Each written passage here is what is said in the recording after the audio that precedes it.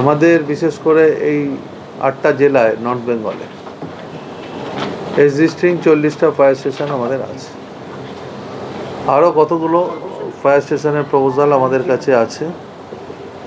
সেই তার মধ্যে প্রায়োরিটি আমাদের সুখিয়া পোখরি আছে, কালিম্পংয়ে গরুবাথান আছে, যেগুলো প্রায়োরিটির মধ্যে আছে। আমাদের ইটাহারের ফায়ার স্টেশনের প্রায়োরিটি আছে আমাদের।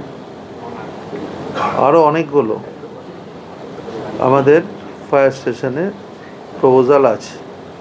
তাকদা আছে, ঝলং আছে, সোনাদা আছে, এই সমস্ত ফায়ার স্টেশনগুলো আমাদের প্রপোজালের মধ্যে আছে। আর বানারহাট আছে, এটা আপনারা জানেন, জলপাইগুড়ি বানারহাট, এটাও টপ প্রায়োরিটির মধ্যে আমাদের আছে। আমরা মনে করি ফায়ার স্টেশনে যেমন দরকার আছে তার সঙ্গে সঙ্গে ইনফ্রাস্ট্রাকচার যাতে ভালো করা যায়, আরও গাড়ির ব্যবস্থা করা যায়।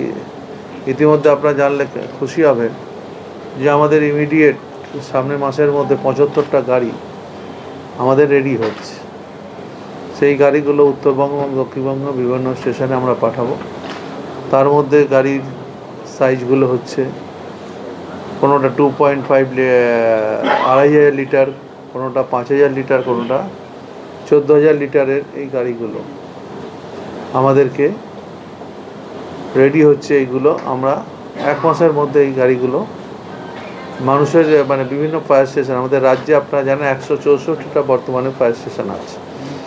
আর একটা ফায়ার স্টেশন আমাদের মুর্শিদাবাদ জেলায় জঙ্গিপুরেও ফায়ার স্টেশনটা রেডি হচ্ছে, ওটাও উদ্বোধন হবে খুব তাড়াতাড়ি।